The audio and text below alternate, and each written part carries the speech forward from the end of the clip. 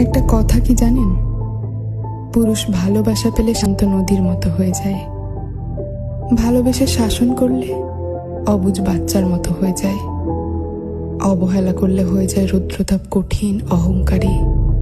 পুরুষ সব পারে, পুরুষ আগলে রাখে, অবহেলায় রাখে। পুরুষ বরাবরই রহস্যময় চরিত্র। পুরুষকে যা দিবেন তা দ্বিগুণ করে ফিরে পাবেন, হোক সেটা ভালোবাসা কিংবা অবহেলা।